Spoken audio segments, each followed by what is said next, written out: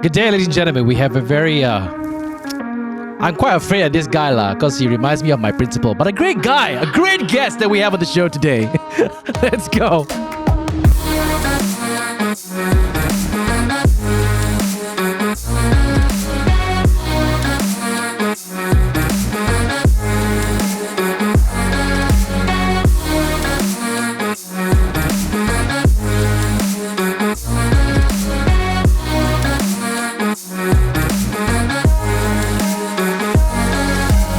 Alright, today's episode is really special, so much so that Brandon decided to basically, really be on time for once. It's an honor to be here. When I heard I was, when Jean invited me here, I was so excited. So I said, you know what? The interview is at 3 p.m. I'll wake up at 12 p.m. and come in at 1 p.m. Reach here on time. Okay, look, we've been doing a few episodes with it's election season. We've been talking to a lot of politicians, but they've been really, really nice to really take off from their busy schedule to just join us on the show, talk about their vision for Malaysia, and we really appreciate that. So far, it's always been one side because when we call the other side, nobody replies. I think the phone was maybe they didn't pay their bills or something. But when we got in touch with this person, we were like, oh really, yeah, okay. Hey, he replied there. I was like, who? His PA or his media manager or whatever. No. He actually texted me himself. I'm like, okay, that's our producer talking. What do I do? Invite him on the show lah.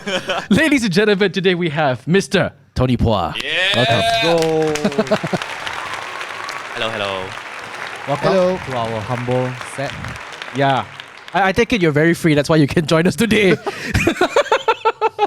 But how's it been so far?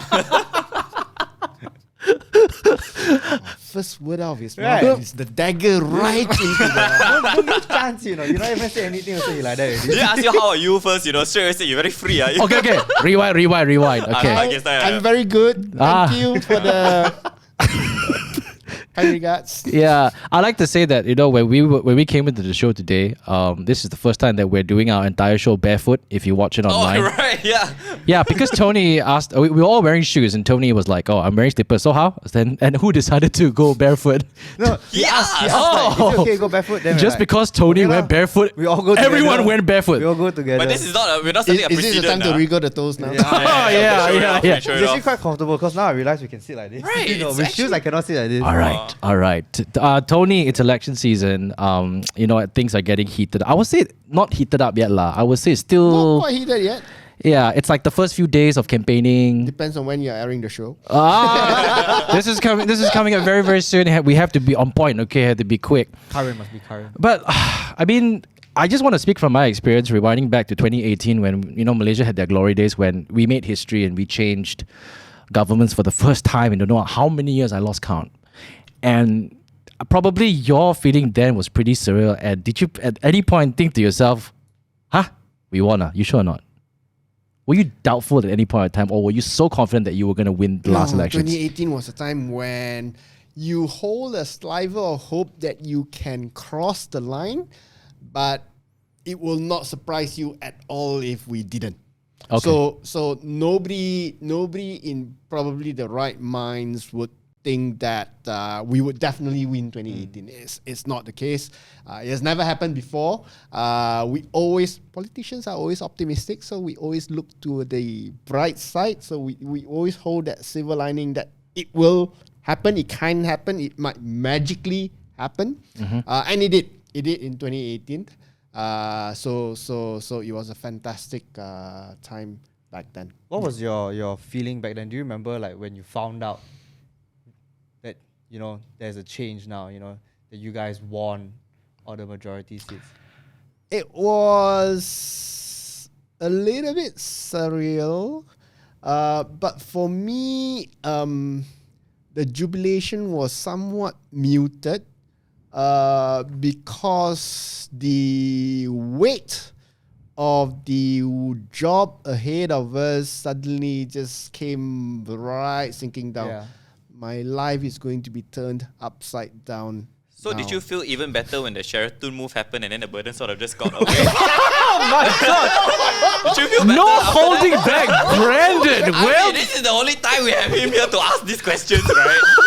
So when the Sheraton move happened, you must have, wow, can go holiday already. Or, darling, I'm coming home for dinner I'm coming tonight. home tonight for dinner. Finally.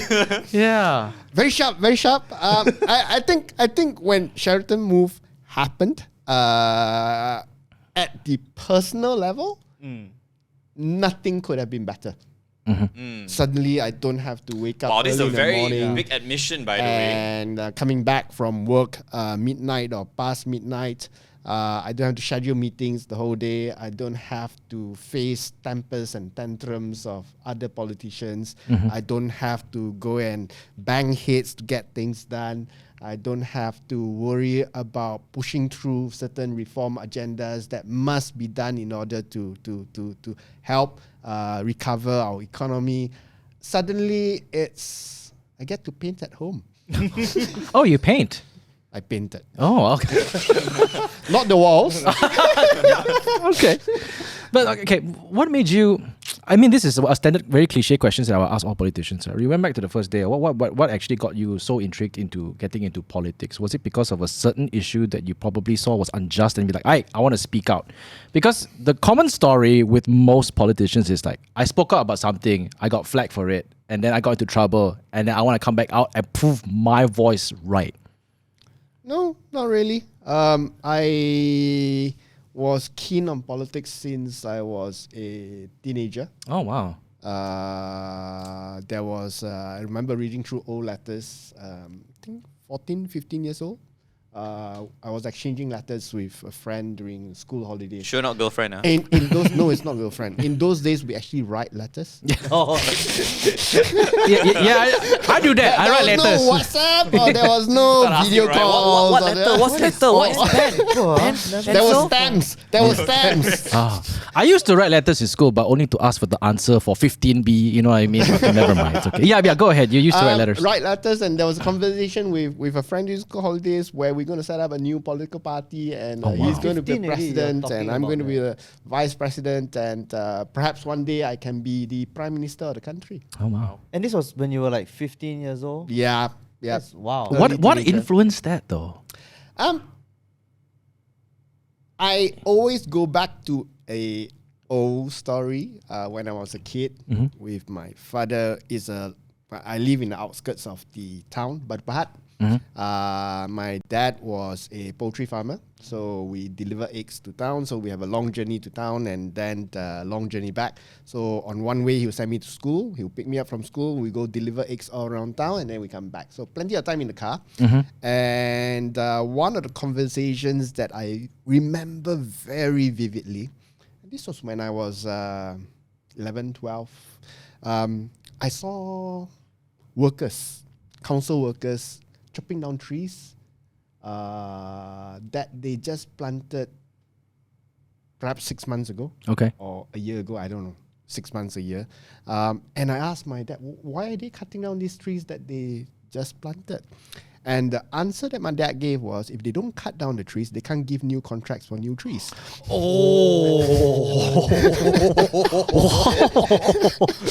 And this was what? 40 years ago. When I was 10, Yeah, 40 40 years years ago, ago already. close to 40 years ago. It started that early? Yeah, and I mean, there'll be stories about police officers, roadblocks, and collecting kopi lui and stuff like that. That got me into a situation where the bottom line is you have to be in government, you have to be in a policy making position, you have to be in a position of authority to get rid of all this rubbish. Otherwise, things will never change. You have to be the person who initiates the change. You have to be in a position where you can bring change. It's not just talking about it. And that's got me sort of interested in politics. Kids Young going to ISA, coming out again. Yeah. So I studied in Singapore in secondary school from 13. So I was in a hostel there. We read newspapers then, flip pages. I love how you look at me. We're actually right into the youngest here. I read newspapers since I was I read newspapers too. Yeah. And then the first pages I will go to in Singapore was Across the Causeway, where they tell stories about Malaysia and so on. So I've always been interested in politics. But I took it a bit differently from many others. Many joined politics right after university or school. My experience was looking at kids young, looking at kapau. They go in and out of detention or even prison. I thought, why don't I make some money first, have some money in the bank, then I can do whatever I want without worrying that if I get thrown to prison, my wife got no house, my kids got no money for school, and so on. So I went through the business. I worked for 2 years, got some experience, started my own business, 10 years, managed to luckily get it listed, exited, and then I became a free man to do whatever I want. You went into politics, which is the most stressful job one could ever probably. I would argue for me, running the business was more stressful than politics. Oh man. So you just when it like you at a young age you would even think about going to jail, really like going out and make cause reform, and like literally you had nothing. You had that impression, that attitude of, hey, I got nothing to lose, man. As long as I know I'm doing it for my country at such a young age.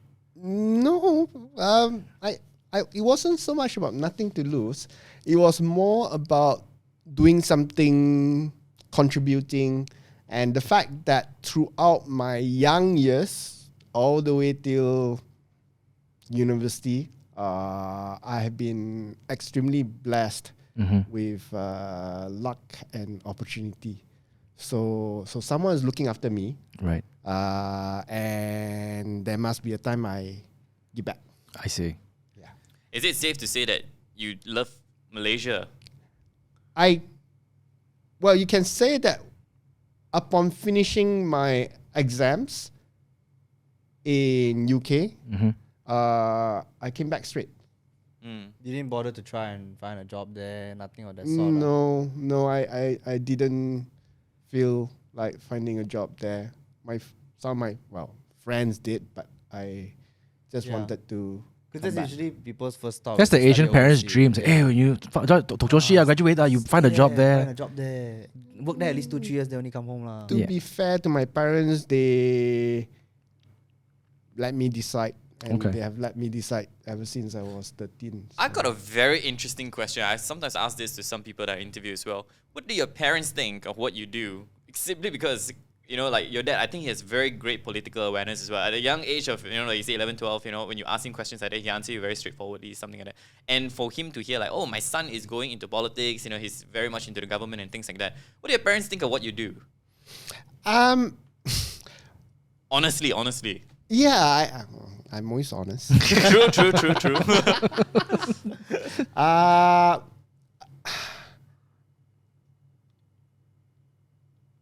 They were perhaps a little surprised.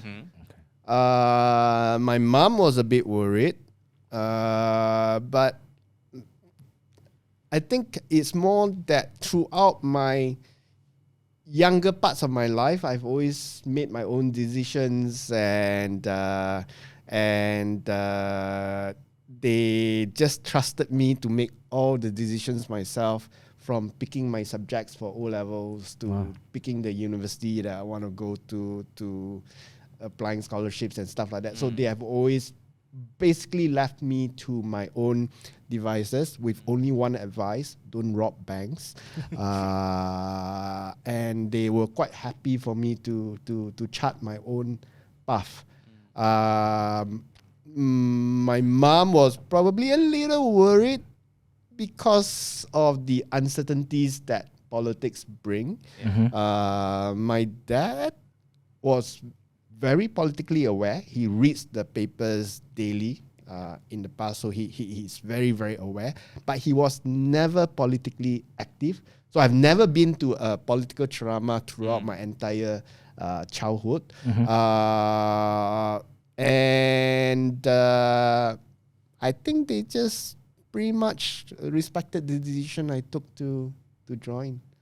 Do you think the reason why Pakatan Harapan won the last general elections because we have basically Malaysia as a whole country has grown to an era where we have more freedom, not entirely, but have more freedom in basically searching for information that we want answers to?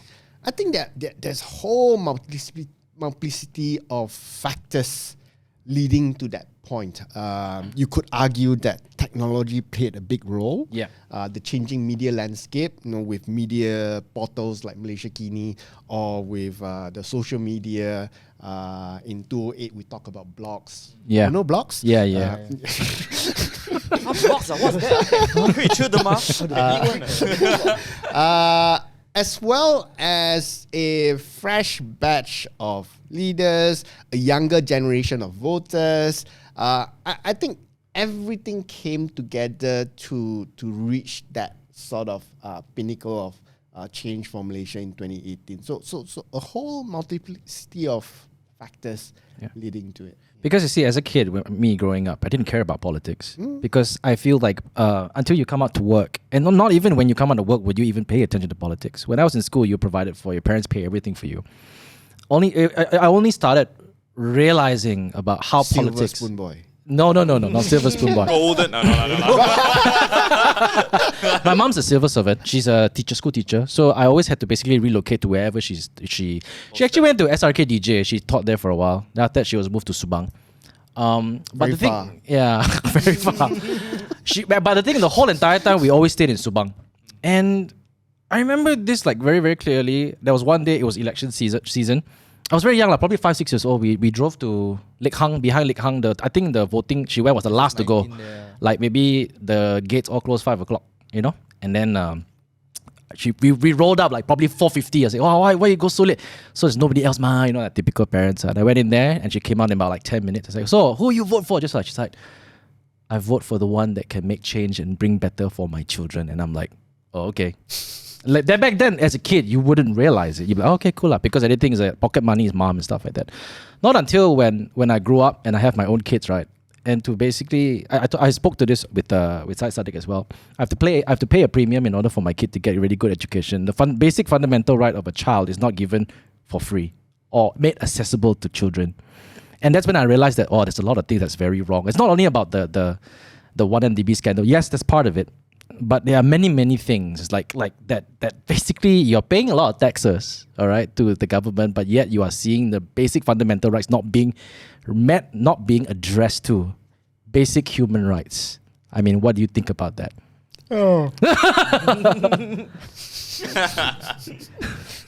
What about it? Sorry. Yeah. So, how do you think the voters today are going to vote? That's what I'm trying to say. Because it took me a long time. So it took people a long time. Like what I said just now, the multiplicity of factors that arise. So the supply side was your technology, your leaders and stuff. The demand side would be the fact that there was a unifying factor unifying two factors, 1MDB and GST. So that created that sentiment as well. And this time around there isn't. Right, so you were saying that how do you get people to be excited about human rights and stuff? And it's difficult because there are some young fellas. It is very difficult. So humans by nature are a little bit reactive. No, we don't take care of our health until we are sick. Then we panic. We have to go and cure treatment. Cannot eat this. Cannot eat that. Start stopping and stuff. So we are very reactive to circumstances. We don't take care of our health, go jogging every day to make sure that we don't get sick. We somehow need a trigger, whether go hospital check or your blood pressure is 160. Do you know what blood pressure 160? Yeah, too young. Sorry. Then or you got some tumor growing or whatever. Then you start worrying about things. Same thing for politics. Until you saw 1MDB Najib with his excesses, then you realize that if I don't care about politics, this is the extent a uncontrolled, powerful, democratic dictator can do to our country. He's now in jail, okay lah. It's funny you mentioned it. When I was younger, right, I thought that politicians live a very lavish lifestyle until I watched your video explaining the embezzlement of money, and I'm like, wow. And then it's straight away like, whoa. That's. a bit ridiculous. I think there's this Just a bit. misconception that like all politicians, they live in huge ass bungalows on Yeah. the hill with their alphas and everything. I think recently it came out that they revealed some of the candidates this time around are literally in the B40 category. When when they declare all the assets, then they like. I wouldn't put them in B40, but most of those leaders who live a lavish lifestyle are basically leaders who have been in power for very long, who have accumulated wealth on the side with friendly contractors coming up to you and you scratch my back, I scratch your back. So back to the medicine thing. So the tempo, as you mentioned just now, is a little bit cooler this time round. Not as heated and as warm as as excited as 2018 is. Yep. And that's part of the reason is that no difference lah. Yeah. There's no. Do we have to wait until the next prime minister, because I don't come out and vote, somebody else win and become the next prime minister, and then start pillaging the national coffers again, getting ourselves into trouble, then only decide to come out and vote the next election. So it's always that cycle. I think that's very important that you mentioned that, because that's why you are. One of the reasons I think why you're agreeable to come to podcasts like this or do shows like this and appeal to the younger audience is to get the political awareness up. I'm so ashamed to say this, because politically, I've been politically aware since I was very young. Because my one was my dad. When he watched Bulletin Utama, my dad was very politically aware. He's not active, but 78 years old, I'm watching TV. He'll scold the TV stupid. He'll literally sit there, stupid. He'll scold very loud, stupid. And I was like, what is scolding stupid? Okay, no names had to be mentioned. But anyway, that was many, many years ago. Okay, but he's that type. So I've been very politically aware. And it's to my shame that when I talk to a lot of friends, recently, especially because every single person I meet, I always go to them and I say, number one, are you registered lah? Okay, you should be registered already automatically. Number two, do you know at least where is your constituency and who is the calon for your constituency? These basic questions actually. And they say, number one, they also don't know whether they're even registered or not. I say, you should be. Number two, your constituency, they don't know. Number three, the saddest thing is, are you going to vote? I don't think so lah. And it's a very crushing feeling. I have to, if you were to ask us any question, this is also some feedback, I guess. And out of like maybe 5 people that I talk to, unfortunately, 4 people, right, I will tell you, I have to sit down with them and give them a lecture. Why is it so important to vote? It will make a difference. They say, sure win one. I say, even if you think it's a sure win, let them see the majority of the difference in the majority. Let them see, because this is the only chance you get to show yourself and speak and use your power as a citizen or as a rakyat. Yeah. This is the only chance. If not, if you want to complain about Malaysia, you want to complain about it, you have very little right to complain if you don't vote. Complain but then no one cares already. It doesn't matter when after this. I can lah. I mean, you can still complain. Just shout but everything on you have Instagram so little right. And that's why I think one of the efforts that you're doing here is great, where you're opening yourself up to attend or to go to as many, to Turun Padang, to meet as many young people as you can. Because the political awareness, you're right, in this time round, in GE15, I feel it's lower. I think the awareness is the same for that age group, whether it's 2018 or 2022 or 2013. It's just that this time round, 18 years old are allowed to vote. Yeah. I feel that the 18 is the and it has got a few factors why that apathy is there. Yeah. You're lucky because your father scold the TV all the time. For most other parents, politics, don't look. Or violence, gun shooting, no problem. Yeah. No, politics, dirty stuff. Politics, avoid at all costs. Don't go anywhere near politicians. That especially among the Chinese. That saying is very ingrained into our system. And it's ingrained in that, politicians cannot be in schools. You cannot discuss politics in schools. In universities, political clubs are banned. Yeah. Universities are 18 years old. They can vote and they cannot have political clubs. So there's no culture of politics being a part of our life, an integral part of our life. Now, there's a phrase that I like one of my colleagues who says, and this phrase I've been repeating everywhere. If you understand Chinese, is 如果你不搞政治，政治会来搞你. So if you don't care about politics, politics will come back and bite you. Yeah.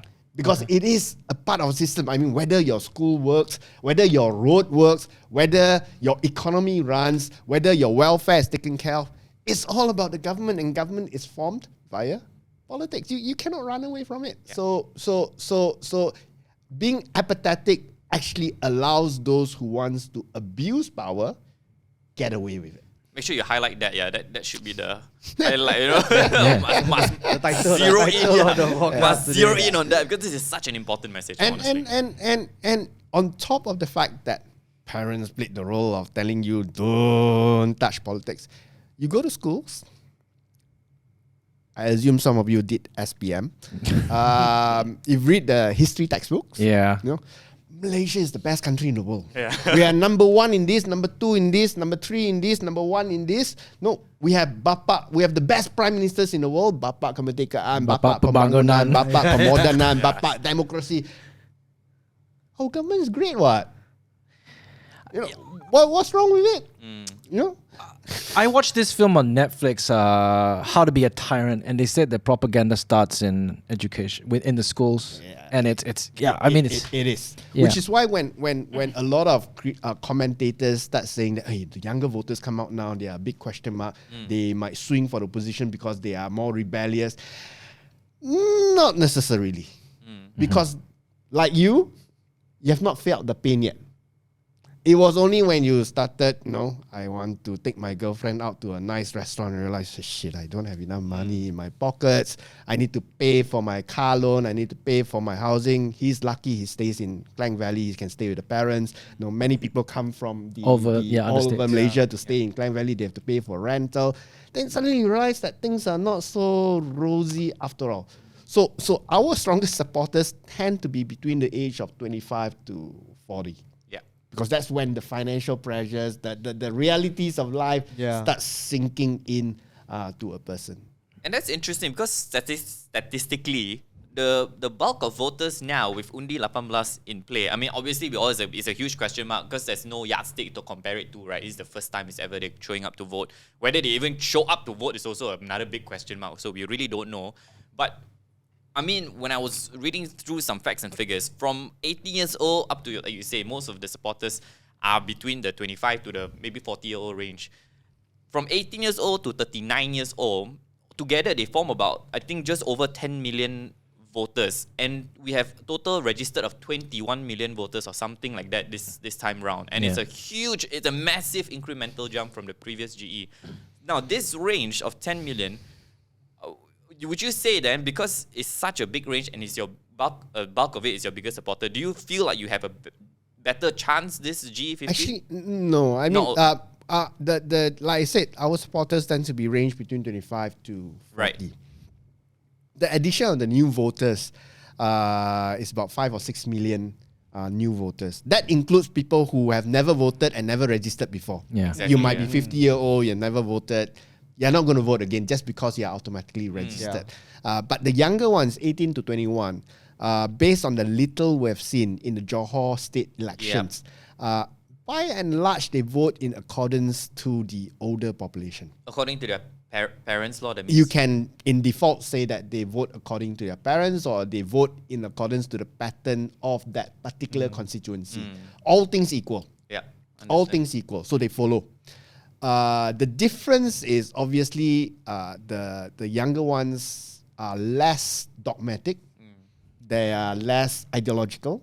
Someone in the 50s, 60s, very hard to change their mind really. Yeah. But those in the 18, although they follow the older guys, their minds can still be changed. So the question is whether we can reach out to them, whether we can influence them before they actually cast their vote. And that's our challenge. How do we reach out to them? How do we get in touch with them? How do we reason with them to vote differently from, say, their parents or their community to bring that change possible? It's not a given.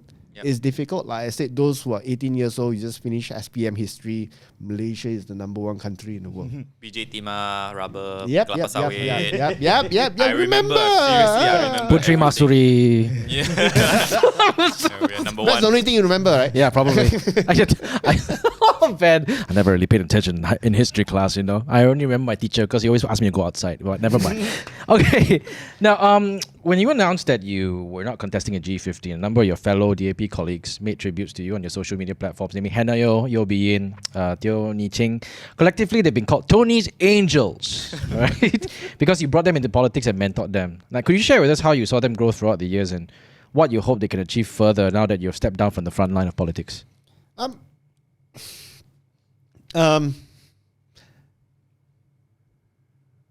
My objective in joining politics in day one, I think a bigger objective than anything else, including the objective of changing government or objective of trying to implement policies, actually is to get more talented, smart young people to join politics, so that You have bright minds and very skillful I can mindsets. hand over the baton. So it's self-interest. Okay. Expose it. This is the secret, guys. Yeah. Tony Paul exposed. Hey, this look, is the reason. It's self-interest. Coming from a guy who started a company and listed it and sold it. So yeah, it's just the political. This is the. Okay. So really, I'm always in a setting. My there's a part of my brains. I meet a lot of people. I see a lot of people. I do a lot of networking. It's all part of the job. At the back of my mind, there's always an antenna out there. And then whether I see anyone that I need to talk to this person a bit more. You know, that mindset is always there. Wow. Knowing that my objective of joining politics is, this bridge that Kit Siang Kapau was trying to build to a better Malaysia, his Malaysian dream. Kit Siang is never going to finish it in his lifetime. I'm chipping in to add a few more bricks, but more importantly, I need to find the labourers to finish that bridge. So that to me is a very important mission of me in politics. So I've always looked out for younger, talented personalities, professionals, especially who can join and add value to our politics in this country.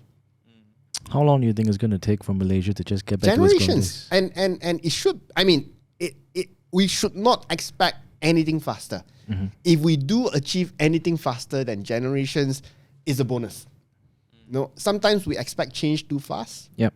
People don't change so fast, especially as a mass. People evolve. They don't suddenly turn around and ting, I've woken up. It doesn't work like that. So it takes generations for things to happen. But if you don't push it, then it'll never happen. But do you see the progress towards like that bridge you were talking about? I see it absolutely. Okay. Yeah. I see it absolutely. I mean, people see transition or the uncertainties today as something very negative. They long for stability. Why is stability so good under a dictator, under a corrupt dictator?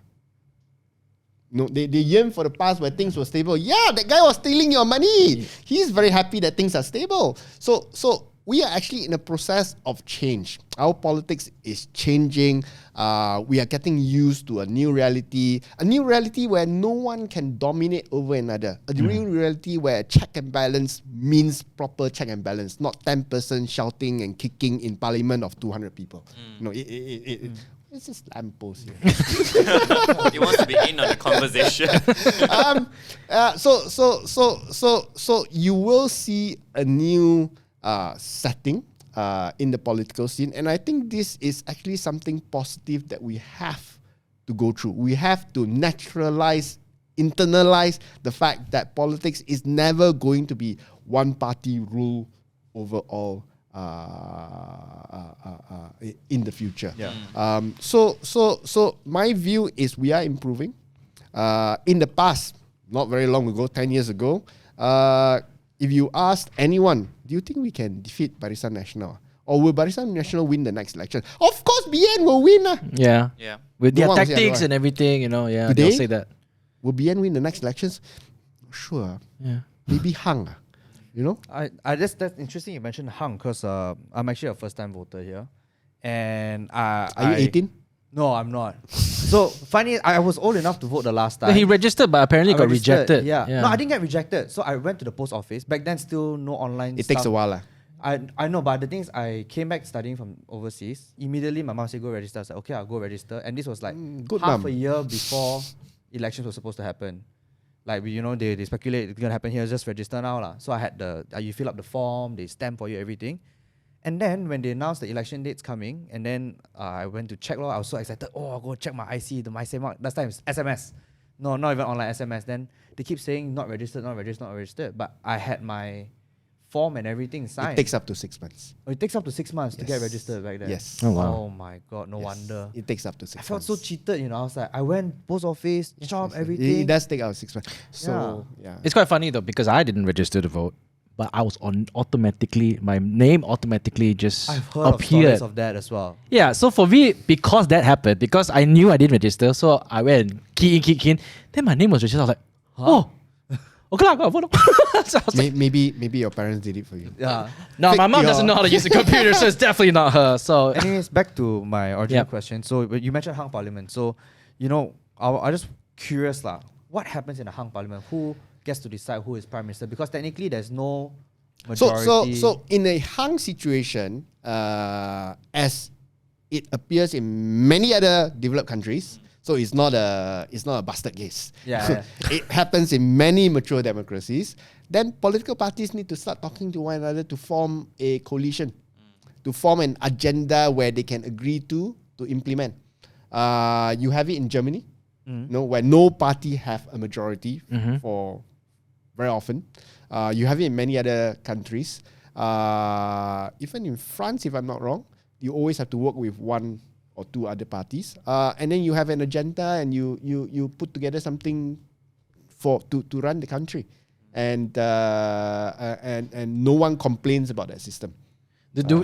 Does the hung parliament have a prime minister? Sorry, I'm Yes, asking. they do. They do. They do. Prime Minister, president. So they have to All agree talk to to who? each other lah. Like, Yeah, hey, they have to talk to let's each other. acalam So this even one. in UK, not the current, not the last elections where Boris Johnson won. Before that, was David Cameron, and he had a coalition government with the Liberal Democrats because he didn't have enough seats. So you agree on an agenda. You settle the positions. You get this ministry, I get this ministry, and then the life goes on.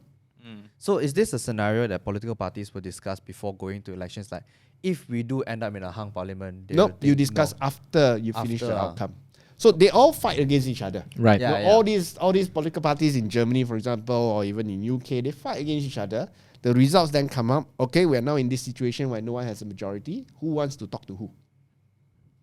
And then you create a coalition out of that. Is there a possibility that if we come to a hung parliament and still each party does not agree with each other, there's still a lot of The fighting likelihood between- of that happening is there, but it's not very high because everyone wants power.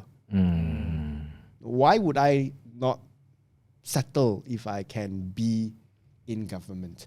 That's number one. And number two, a hung situation where you don't have a super strong government, there are good things to it.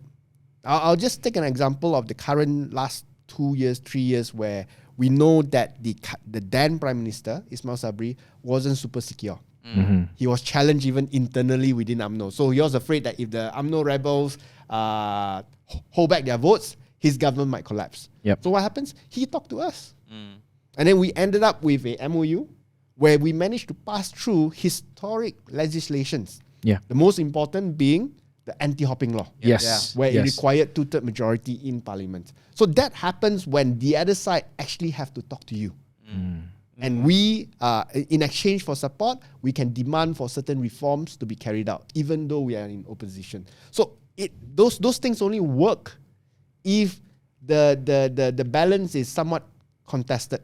It doesn't work if, say, BN has 90% of the seats. Don't care lah. Do what we like. That sort of scenario. So it's actually progressed, which is why it brings back the point. I actually think that we have progressed a lot. No, we are not happy with the uncertainty. Nobody is happy with uncertainty. But sometimes uncertainty is part of the certainty that will actually bring positive outcomes. Oh, wow. Okay. Let's not hope for a hung parliament. I mean, like you said, but there is some some good to it, yeah. But I don't know lah. What do you think? This GE50, how's it gonna look out? Because for me, I look at it, right, I'll be like, okay, I know who I'm voting for. I'm not gonna say it here. But everybody, you see the sentiment online, people like, I don't know lah, this time I'm so confused lah. Everything is so messy and stuff like that. People tend to always have this little thing that they discuss. I don't know who to vote for. Because for the past 60 years, it's always been A or B. Yeah. Now they have multiple parties. I think there are about 5-6 coalitions this time. More. Well, depends on. There's. It used to Including be East Malaysia lah. it used to be that BN covers both East and West Malaysia. Yeah. Now Right. BN is just purely West Malaysia. Yeah. Yeah. And then you have East Malaysia coalitions, Sabah coalitions, and Sarawak coalitions. You have got plenty of other coalitions. So Who do you feel is going to be kingmaker? Because obviously we have see, two everyone blocks wants to here. be kingmaker. Exactly. That's why Because with 5 persons, I can take the 5 most plum jobs in government. you are right. So, Except that because there are so many wannabe kingmakers, Yeah. they compete against each other, so nobody becomes kingmaker. because I feel like in this hung parliament situation, the kingmaker has almost, in my opinion, like one of the drawbacks of this, like yes, it's a lot of good that come out of it, but one of the drawbacks I feel is this kingmaker has way too much bargaining power. It's so powerful. suddenly. I would differ a little bit. Mm-hmm. Of course, if say for example,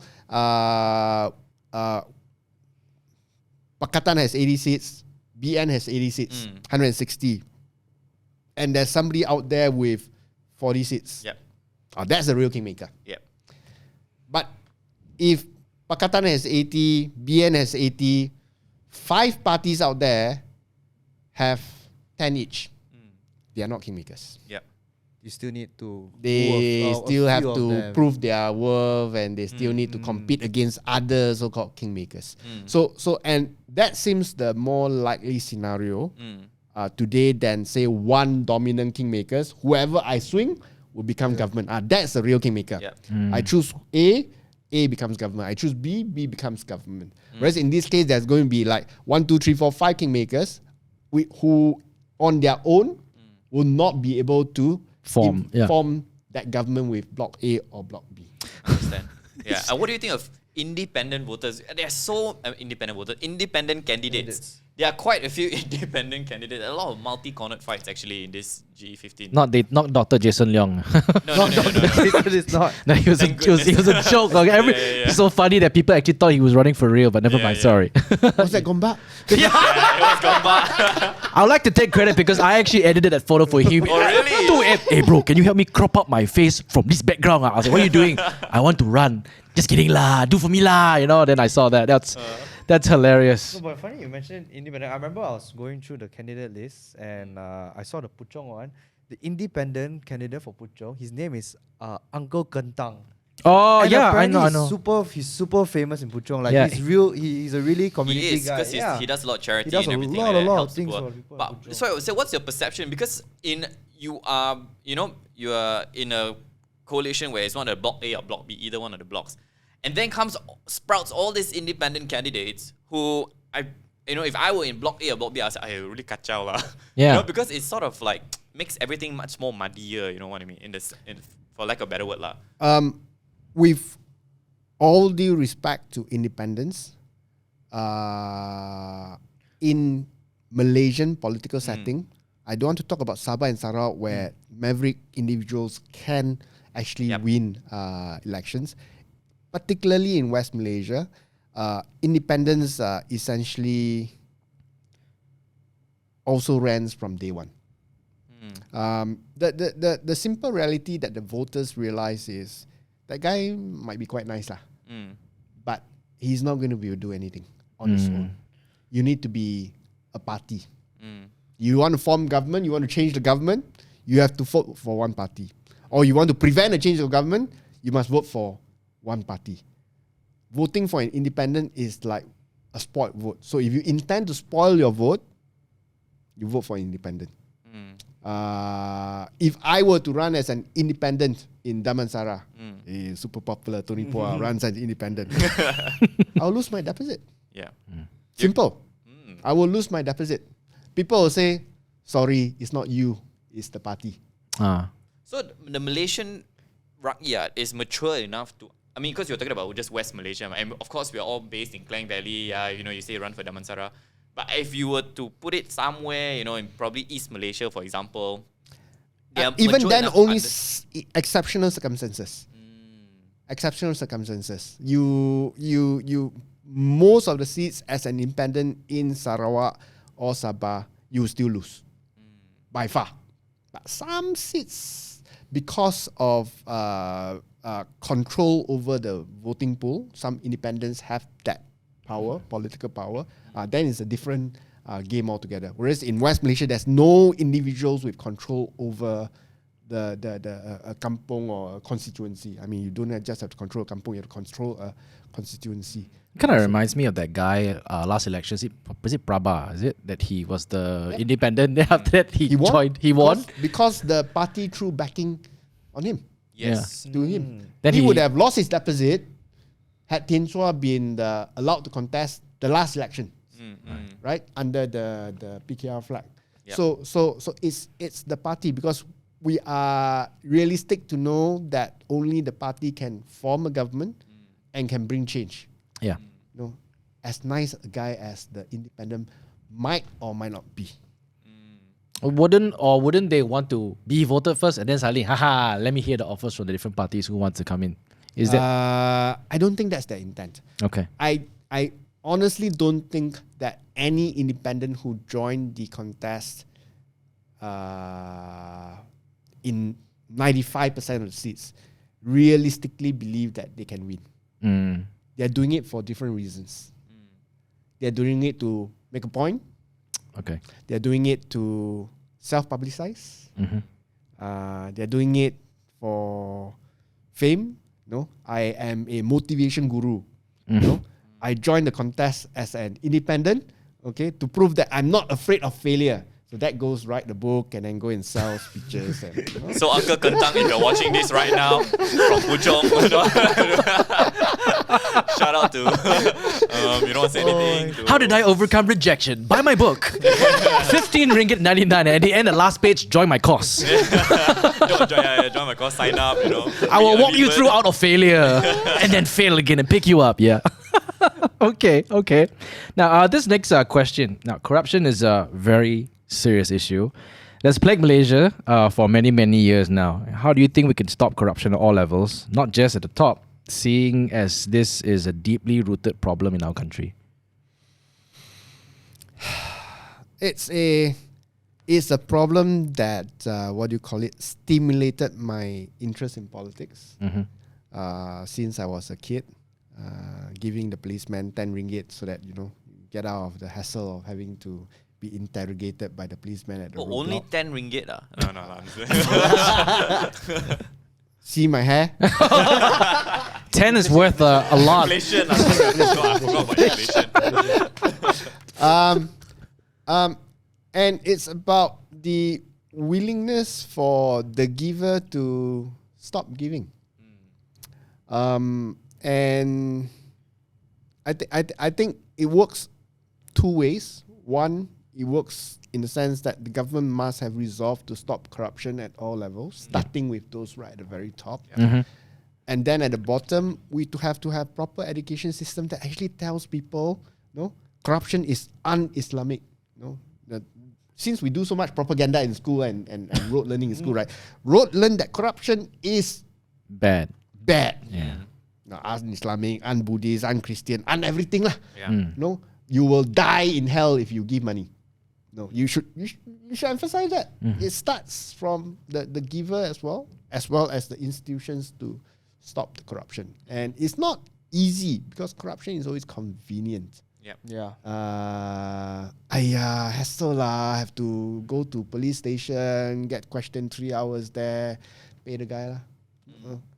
So as long as you want to keep paying, then you pay small 50 ringgit, you pay small 100 ringgit. The big businessmen pay more lah, 500,000, 1 million, 10 million, and then you suffer more. I'm interested when you were in MOF. Has anyone ever tried? Because you were very, in terms of integrity, I would say on a scale of 1 to 10 when you were campaigning, I was following as well in G. you were speaking very against it. So when you had that role in the MOF, did anyone attempt to, or did anyone just, Tony Potson, give up lah? Or would they actually attempt? No one tried to buy my vote. Ayo, like very kesian like that. Ayo. At MOF, I don't think there were anything that crass. Okay? Right. But obviously, there were big businessmen who wanted to entertain. Entertain in the sense that, hey, Tony, come for dinner. Come. We have dinner and chat, But those are usually your precursors for them to be friendly with you, so that in contracts to come, they will get their way. So how you just reject the dinners lah? You just tell the people, I'm so sorry lah, I got dinner. So partly because of that, remember not too long ago, I think sometime end of last year, Mahathir wrote a piece that Tony Paul was arrogant. I remember that. Right? Tony Paul was very arrogant. Not business friendly. Yes, because these people went and complained to Mahathir Right. that no, I'm not very friendly. Because you don't entertain even lah. Entertain, or I was very when people come to me, I will say open tender, or that's the MOF line lah. That time when we were in power, no direct nego. Yes. If it is a bad idea, I don't actually say it's a bad idea. No, I just say we'll think about it. If it is a good idea, I think we can do this, but we'll do open tender. Then all their face turn black. So that's one. And I'll give this story. This happened after Sheraton, Lanka Sheraton. This happened earlier this year. I was invited to a lunch with a son of a tycoon, local tycoon. So wanted to have lunch. Okay lah, come have lunch. And then I was lectured for 1 hour. And basically went something like this. When you all are in government, you all don't know how to make friends. We supported you all this while, no? And you didn't know how to be friends after you became government. And that's why you lost power. No. How you all raise money for your politics? Your fundraising dinners? How much can you raise? 50K, 100K, 200K? No. That cannot sustain you in government. No. I've got people from UMNO calling me now. Elections coming. We're already preparing numbers for them. 7 digits, 8 digits. No? Then you can stay in power. But you need to be friendly with us. No? And if you don't know how to set up accounts, we can help you set up. And what was your response? May I ask? I'm more interested. What was your response to that after the 1 hour lecture? It was a very difficult meal. I kept my smile. Thank you very much. I won't join you for lunch. I didn't say that. But I was like, wow. I said, wow. Keep it short and go. The initial parts when he was starting the conversation, I still responded bits and pieces here, trying to explain situation. After that, I just stopped. I just listened and nod my head, and swallow my food and leave as quick as I can. Needless to say, if any one of us invite you for lunch, would you come? I'll come. Well, the podcast is the first step, Brandon. This is the problem. You guys ask me for lunch, I come, and then those guys ask me for lunch, I don't. No wonder I'm not getting any money. I think I got my priorities completely wrong. Sorry lah, Tony. We eat tapan. We depend on you for the dinner, actually. But there's this saying that not Malaysian saying lah, but sometimes you watch all these films and then they always say that the politicians are just puppets of the bigger elites that are controlling the whole world with money. It is a generalization, but there are truths in it. Okay. There are truths in it. I know, just hearing a story just makes me feel very sad. Like, it feels like this problem is so deeply rooted. Like, even these people know, like, this is how this country is run, and this is how it has been for the longest of times. And here you are, trying to do something different, and they don't like it. And with their power and their money, they're just gonna stamp on you and shut you out. In reality, there were big organizations who who supported us financially in 2018. We don't hear a beep from them this time round. We never solicit funds, as in not openly with big companies, but sometimes they will approach us. We want to support your campaign. Can we donate? It donates to the party accounts. Right. Yeah.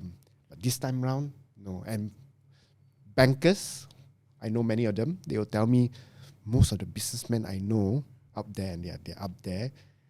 They are not going to support us because they like the easy way of doing things with the previous administration. Right.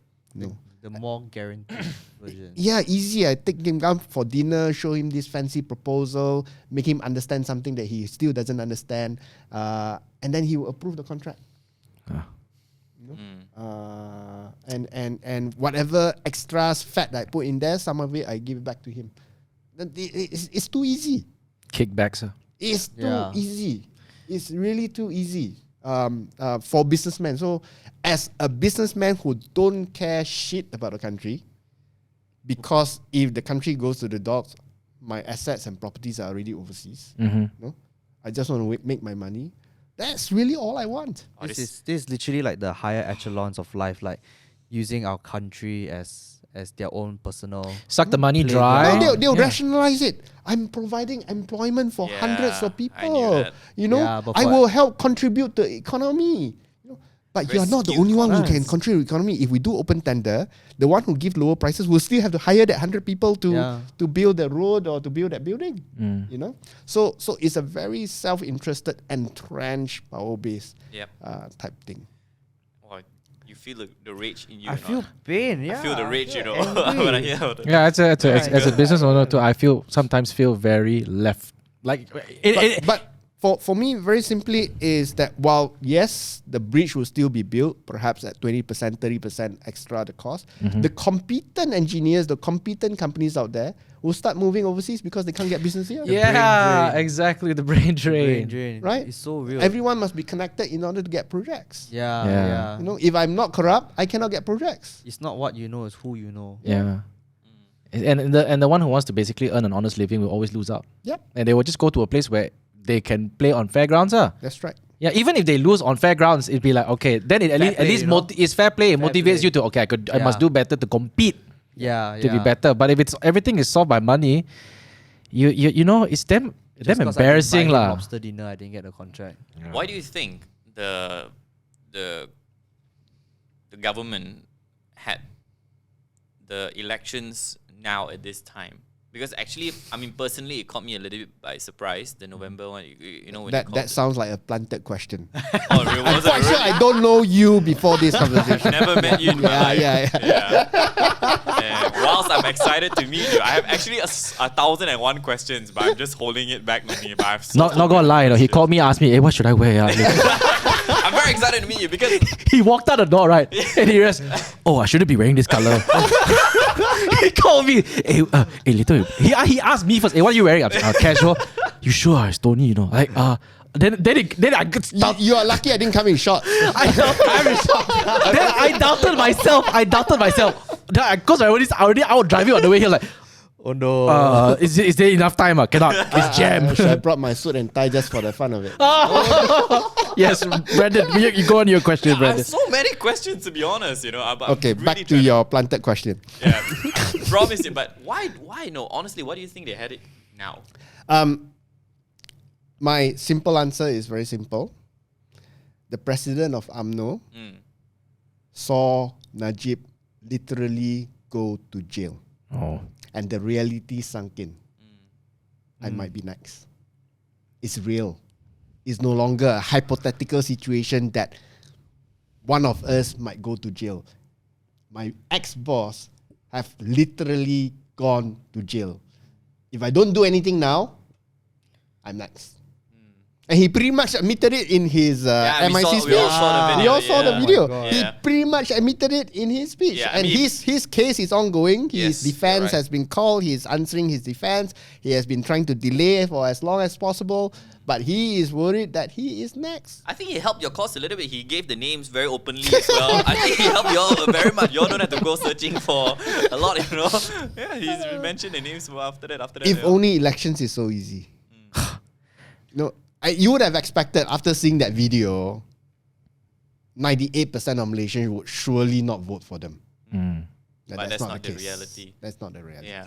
Stickiness is very, very strong in this country. And I agree with you. I think it will be generations actually, because in the grand scheme of things, when you talk about democracies, Malaysia is quite a pretty young democracy. I heard it's 60 years old or so. It's quite young. And for us to come to this stage where we are today after 60 years, I mean, as compared to democracies like UK, for example, I would say we have progressed. Actually, we have progressed. We have to Not as fast as we would like, Sure.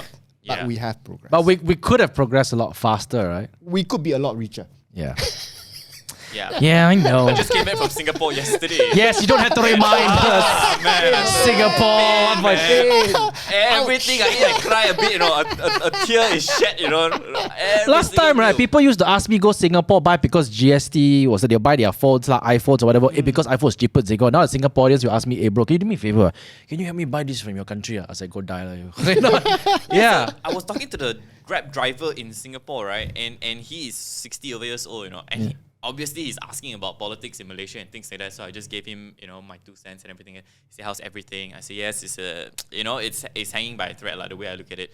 And he said he always go to JB, you know, and he will buy all the supplements from JB and all. And I asked him, I said, because I said, uncle, you are 65 years old, right? What do you think changed? Can I say? I don't know. I don't know whether I should say. What changed? The country? Yeah, because we started off on Singapore, Malaysia was together. Yeah. After that, you know, and you look at him now, you know, he says Singapore is great. Okay. Singapore is wonderful, you know. He said, because I asked him the same thing. I said, you all also really never ever changed your government before. I said, have you ever considered? And he actually said, oh, why I had to fix something that is not broken? So I was so surprised because here we are fighting so much for change and everything. And for him at 65 years old, back to the stickiness thing, I think it's very true as well. It's very entrenched in Malaysian, our older generation I mean, as well. think about it. In 2018 elections, while we did win, we had the biggest scandal, not just in the history of Malaysia, but pretty much the world at that point in time, the biggest kleptocracy around. 1MDB, yeah. And we barely made it. Yeah. We barely made it Yeah. with the skin of our teeth in 2018. It took you 2 elections. Actually took your 2 elections. The first one wasn't so much 1MDB. There was no traction then. But after everything has been exposed, Najib was pretty much standing naked in front of you, and yet 45% of the population would still vote for him. So my gripe right now, how do we get the temperature up? Because it's very cold right now, honestly. That's what I feel. It's so unfortunate. And I remember, you know, the last general election, I was so impressed with people like, wow, you know, I still remember when Mat Sabul, he was speaking with so much passion and he dropped the mic. No, he didn't. He dropped the mic. He threw the mic. And I watched that. And I showed back then my girlfriend, now wife, I say, look at that. This is the people that we need, you know. There's so much passion, you know. You can see it, you know, and you know, you see the speech, wow, he threw the mic, you know, wow, I tell you, that was such a millennial badass moment lah. You know, he did that. And maybe, I don't know lah, maybe Tony, you need to speak to some of them to throw some mics now lah. We have to, because this is my time, you have to get the spiritual temperature, not spiritual, sorry, the atmosphere up, the political it's atmosphere. It's not easy when you don't have a immediate crisis in front of you. It's such a shame. Human. But on the flip side of it, and I cross my fingers that's the case, people are perhaps maturing. They have decided, I want to vote one way, but I don't have to go crazy about it. Yeah. You know, one of the things I noticed is that opposition supporters are emotional. I'm saying opposition supporters, I'm not talking about women. Okay. They're emotional. So you would see that our Cheramas, thousands of people, right? We are used to having thousands of people. You know, anything in the low hundreds, we are disappointed. You know, but you see BN Cheramas, they don't have people. And when they do have people, they buzz them in. Yeah. Right? And they sit there listening to the Menteri speak, and then they get their free food and they go off. Okay? But they got their votes. Oh. The machinery is there, and when voting day come, they will have their base votes. They will file in line, get up the bus, get up the transport, go to voting center, and they cast their votes. Whereas ours are a bit emotional. I'm not happy, I don't want to vote. You know, only when there's a sensitive issue, I want to vote. So perhaps these elections, we will see a migration in the way opposition supporters work. Okay. That I don't have to go crazy and rah-rah during an election, treating this Tony Pua as a superhero in order for me to cast that vote.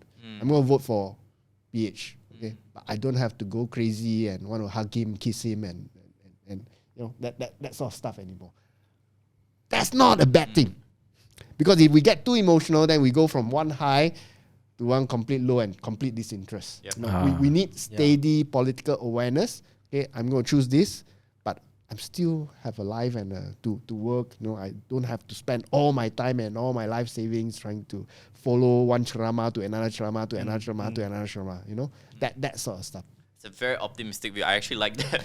Yeah. I actually like that, and I appreciate that. No. Because it gives me confidence as well in many ways as well. Yeah, I'm crossing my fingers. Sure. For some, I think it's like that. For some, I do think that they are. Forget it. Unfortunately, there are Sheraton those move really disheartened a lot of people.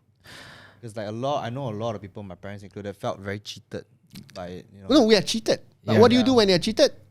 You make sure you get back what you lost.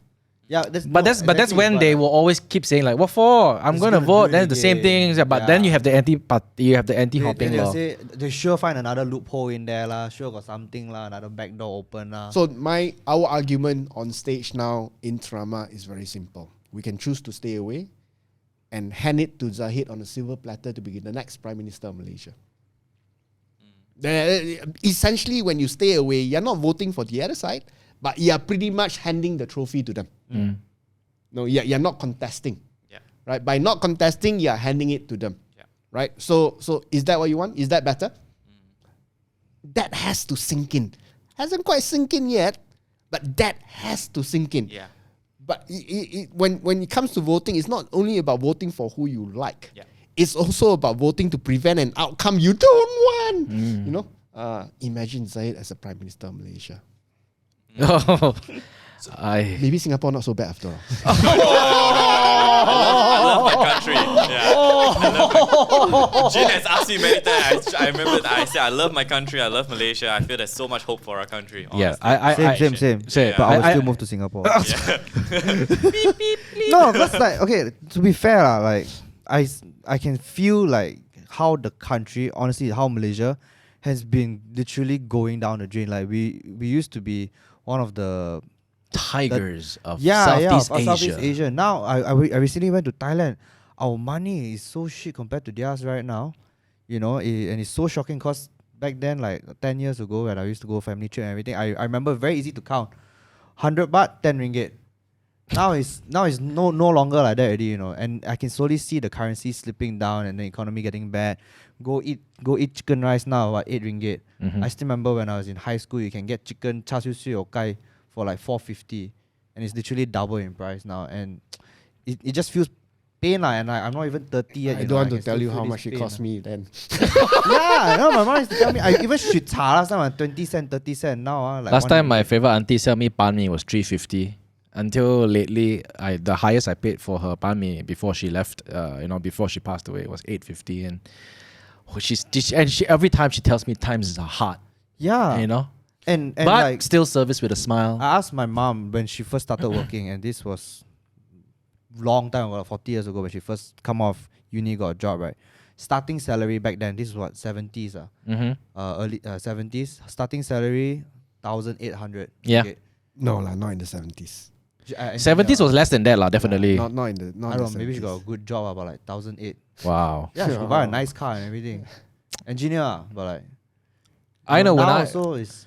So I know when I started work, my basic pay was 1,800. After deduct everything, it's 1,000. I could still buy a car. I didn't buy a house lah. Okay, because I was leaving my mom, and then you could still like go out, have fun. But right now, because now I'm an employer, you offer that to a fresh grad, right? As you go fly kite. Yeah, like, How they'd be can I like, really ask you to go what do you fly kite? expect me to do with this? I'm like, oh, sorry. You know what I mean? But for me, is we try to always grow with the inflation rate over here. I like to say that I'm pretty fair over here. Tony, after hearing this, what would you say? Because I mean, I love my country, but what would you say? Like, you hear a young man like I love my country, but like I love my opportunities elsewhere country. just Yeah, seem to I do. right. I- Yeah. I- Speaking will- about brain drain and everything, that's why it's happening. I will Understand, give yeah. a bit of context. Yeah. The context on the economy is that we could do a lot better. That was one of the reasons why I'm in politics, because I could see the potential in Malaysia and we can do much better than what we are doing today. But the wet blanket side of things is, and this is the strength of the BN government, is that we are not the shittiest of them all. No, so people can make a living somewhat. So that's one of the reasons why they have managed to hold on to power for so long. Because things, while they are not fantastic, Yep. like Singapore, for example, Yep. okay, people don't starve to death. It may be a bit too extreme a phrase, starve to death, but that's a reality compared to many other countries. Yeah. So maybe people are just not hungry enough for change. You know, their strongest supporters are people in the rural areas who earn much less than you guys, Yeah. right? Their expectations are a lot lower. It should be higher, but their expectations are a lot lower. They are quite happy to what they say, kais pagi makan pagi, kais malam makan malam. We should expect more. Yep. But we are fortunate in the sense that there are certain things that keeps going, even though we have a crappy government. No, so we are fortunate in that Malaysia, due to whatever circumstances we were in before, due to the entrepreneurship of our business people, were able to attract a lot of, say, MSCs coming to Malaysia, set up their factories, set up their industries, and that creates then all the spiral effect on the SMEs. These are all not part of the government, Yeah. and they keep the economy moving. So we drift, but we drift slightly upwards. People drift, people move higher, but we drift slightly upwards. So we are okay. Okay. But because of that, even though we always say that we are failing to achieve anywhere near our potential, we are not bad enough such that people want to change a useless government. Right. So that's the conundrum we have. So are we fortunate? Because even though we have crappy government, we are still okay. Genie Boy can still make a living and pay all his staff very high salaries. So please apply to Genie Boy. Suddenly I'm damn pressure now, man. Next week we undi. But at the same time, we know that we can do better. We should actually try and change this government. So that's the I totally understand. It's Yeah. basically you telling the people like, hey, things are relatively okay, but why get what you're having right now is second best, or at best So it's just basically, second best. why like- must we're you not last, benchmark Yeah. yourself so low? Yes. Is the right terminology. Yeah. Why must you benchmark yourself so low when you know for a fact that skill set wise you're equal to the people next to you, and why can't you benchmark higher? So to the happiness index people, okay, we are the evil people. Oh. They are already happy. Why are you trying to make them unhappy?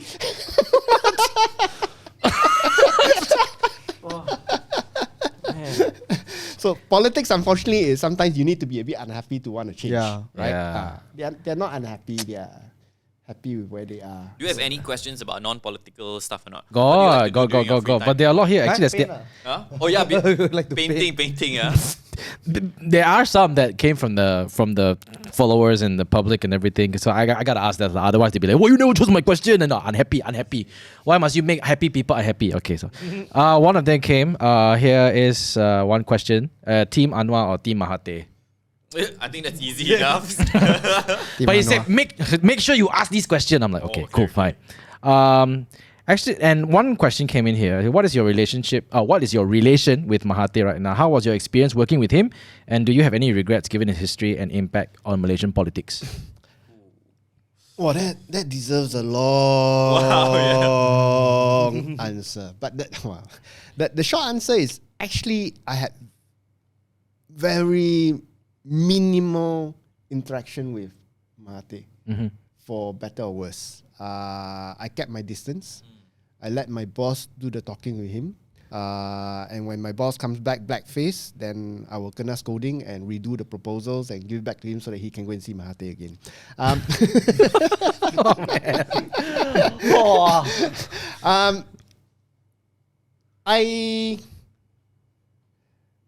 I saw up close how he worked.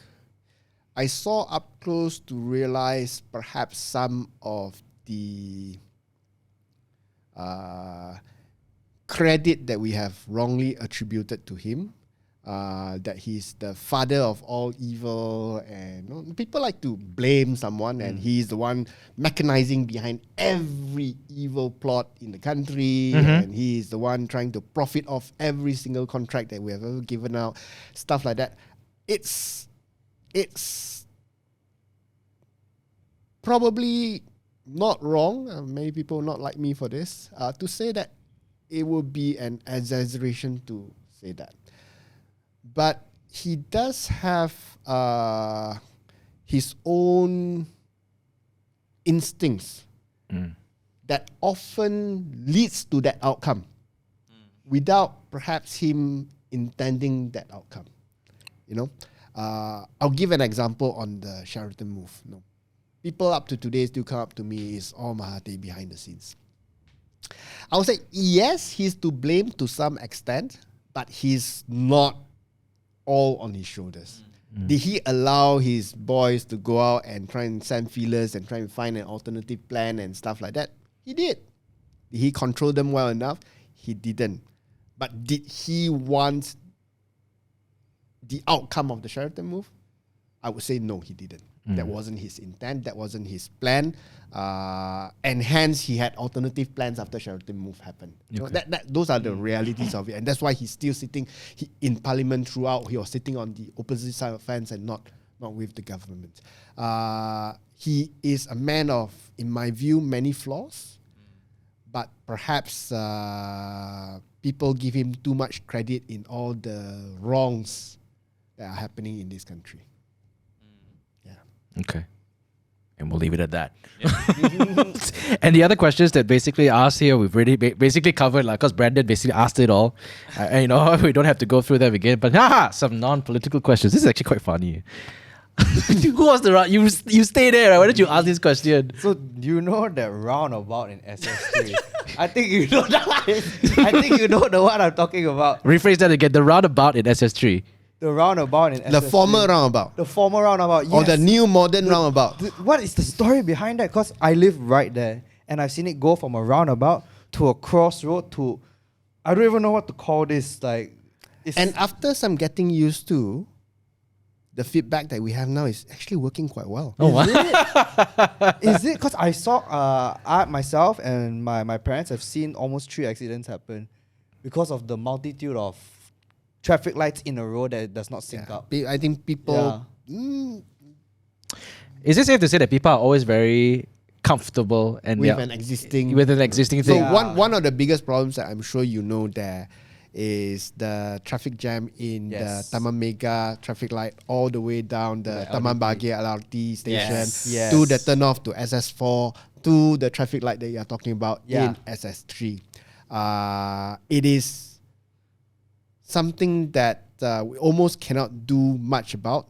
I don't know why they built the LRT station there. I don't know why they didn't expand the roads when they built the LDP, but it is what it is. Yeah. So they're always looking for solutions to try and improve the situation. And when the Mega Rise was built, the one that's currently being built, one of the conditions for them is to actually improve the traffic situation, alleviate the traffic flow. To alleviate the traffic flow. So they paid for the engineering consultants to work it out. Oh, okay.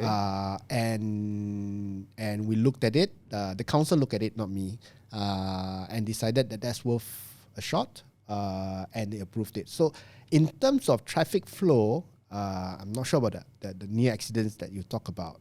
I think the initial noise that we heard, why like this, why like that, It's very confusing. It takes a while to get used pretty to. much dissipated, Yeah. and things are moving quite smoothly because you can U-turn quite easily now without having to wait for the traffic Yeah. light and stuff. Okay. So that's phase 1 of the improvement.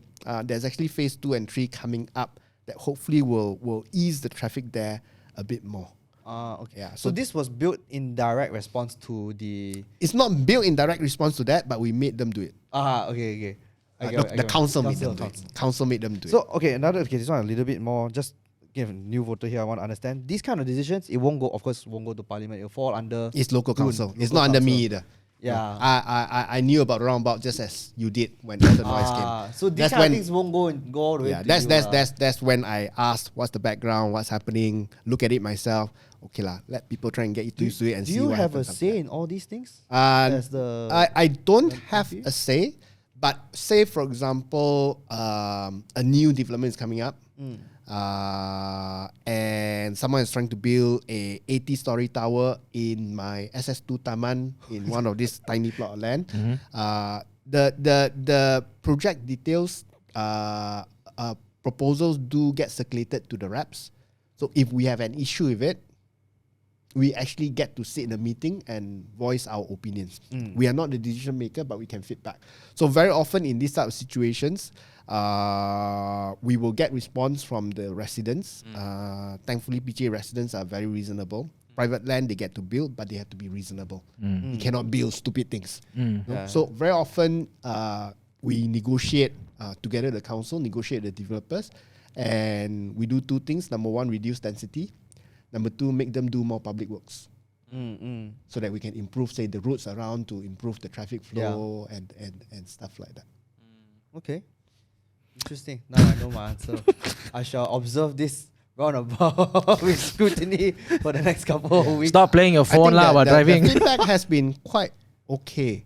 But since the then. initial was like Initial was yeah, people yeah. are confused. It was Yeah, it was people very are confused. confusing, I can understand the confusion. I think- and Malaysians are not very good at giving step-by-step guides to Yeah. how to cross this roundabout. You know? Yeah. I Especially think like it's the Google same Maps with and everything. it's the same with Kesas Highway over here as well. Last time when they crossroads, right? Then they basically make you the turn one out. outside Summit, is it? Yeah, you have to turn down and make a Yes, U-turn. yeah, So yeah. Michelle Ng changed that, and at first everybody was like, "What is going?" Like the first few weeks, it But was a it massive helps crawl. with the traffic, and then once people are used to it, it's actually quite smooth.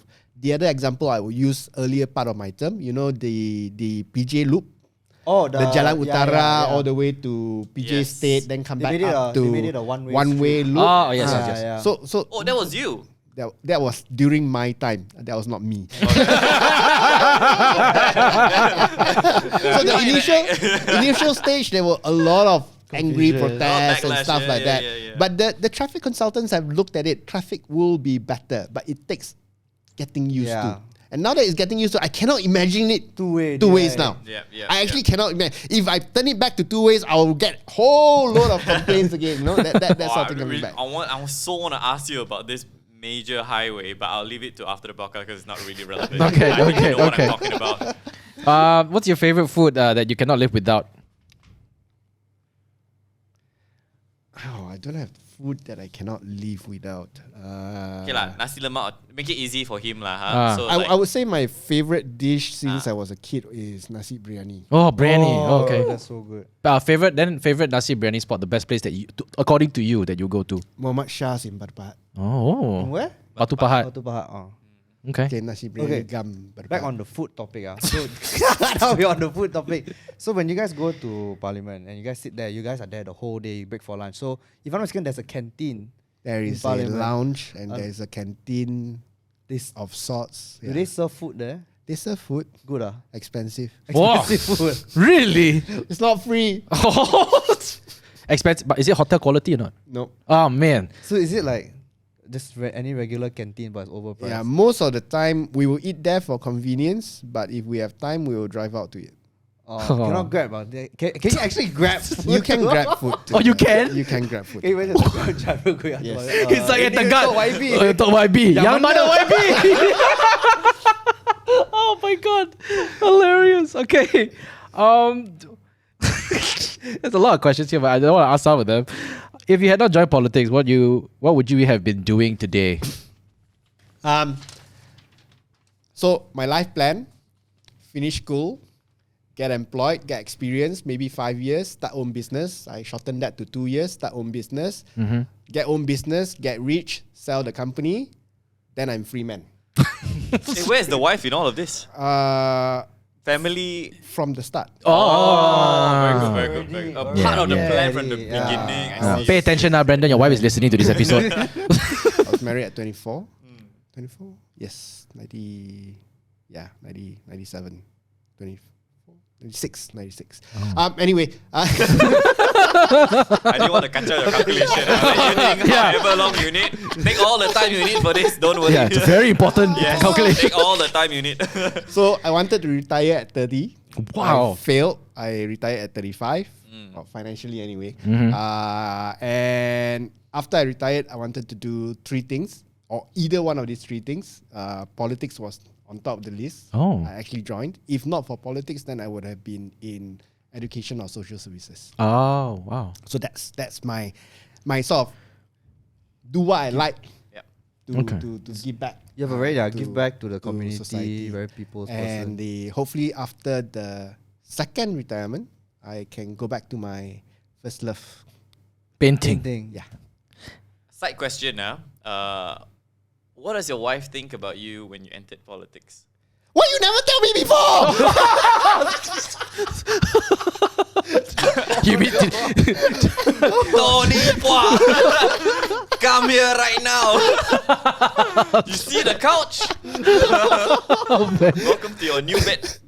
Man, Oh no. But I mean, okay lah, that's the first right. But is she more supportive or did she give you your blessing? Did she- her blessing? wouldn't she have been like a little like concerned because people tend to think that politicians always get threats and danger. She's great. She's fantastic. Of course, she still griped me today about never telling her before she got married. Oh, such a well-kept secret. It's like, you're in for So the she ride goes to all now. my friends. Do you all know? Do you all know that he wanted to join politics? Yeah. I said, yeah. I thought your kakilang or your brother will help you cover, you know. Yeah. You need to find better friends lah, I tell you. I thought they will help you to cover like... At least they will go like, yes, he is, but don't worry. You know, it's okay. Or they should pretend, politician. really? Wait, never say before. I never heard before. Tony Pua, man. politician? No way. This is something I wanted to ask too, because I saw it. NFTs, you guys kind of sold NFTs and very unique paintings. So in generally speaking, what do you think about the crypto space and whether the narrative of it being the next big thing of the future is true or not? I believe that the blockchain technology that underlies the whole crypto NFT craze thing is real. It will stay, and it will change the IT landscape going forward. I do believe that the current perhaps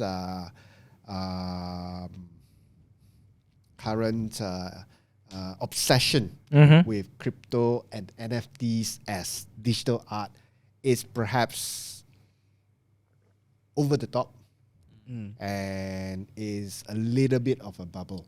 So that to me is trying to differentiate the technology and the use case. I think there's a lot more use cases to be developed in real life in the future. Your stock exchange will be completely blockchain based, and your stocks don't have to be I listed in KLSE, can only trade KLSE. I can be listed on a crypto exchange and can be traded in any common platform exchange all around the world. I mean examples like that, and my share scripts can transfer at any point in time without having to go through a central server type exchange. So that's the technology portion. It's actually exactly the same as NFT. So when I NFT'd my painting, I allowed my painting to be shared, co-owned by hundreds of people. You know, when it was not possible before. You think about it, the painting could never be sold to hundreds of. I mean, don't talk about hundreds, talk about tens of people. It's just impossible. Yep. You know, to do that. Now you can actually trade these NFTs on a common on a platform out there, OpenSea. So the technology use case has a big future going forward. but perhaps we are too engrossed with some of the current trends like Yeah. cryptocurrency and your digital art NFTs to perhaps get trapped in that circle to either condemn them or get very, very obsessed about how it is the best thing in the world. Yeah. You know, so I think the swings are a bit in their own bubble. They fail to look at the underlying platform, which is the real value going forward in changing our lives in the future. It's a bit like web-based technologies. You know, in back when you were not born, 1997. I was born. Were you born, man, Ryan? Born. Okay, born. 97, 96. I started my company, the e-business consulting company. Oh. So at that point in time is when the first hype of .com, Yeah. when you didn't know about it, the first hype of .com was happening. So you have pets.com, you have everything also .com, then the price was shooting through Yeah. the roof, people were crazy about it. And then the whole roof all start crashing down in 2001. And then those with real value, real use case survive. People like Amazon have gone on to become multiple times bigger than what they were back in 1996, 97 or 2001. So perhaps in the current world, we have to let things boom and bust before the real value. You need show to have the themselves. hype die down in order to weed out the ones that are Yeah. not Yeah, yeah, The more sustainable. temporary. That's ones, right. Yeah. That's right. Okay. That's right. And of course, this is a very important question. What is your hope for Malaysia? And the main advice that you give to all Malaysians going out to vote, particularly the first-time voters. Have to. The hope for Malaysia is that we will one day look at ourselves as Malaysians first. Beyond anything else, beyond our race, beyond our religion, that we are fighting for this common country of ours, this land. And once we can do that, then we actually rid ourselves of a lot of glass ceilings and barriers to allow the country to really prosper. Currently, we are all very constricted. Don't say this, don't say that. You might offend this person, you might offend that person. Yeah. You might offend the person's rights. You might be taking away my rights. Everyone is suspicious of one another. That's not healthy towards nation building and even building the economy. There needs to be trust, and the only way trust can be built is when we stop looking at ourselves based on our race and religion. That's basically the hope for Malaysia, and I think that's a hope for many Malaysians as well. And the first-time voter out there, I think it is very, very, very important to vote and pick your vote wisely. It is about what It's about what the political party can bring to the table, and sometimes we need to set our expectations right. Sometimes we are not choosing between the A student and the C student. Sometimes we are choosing between the D student and the F student.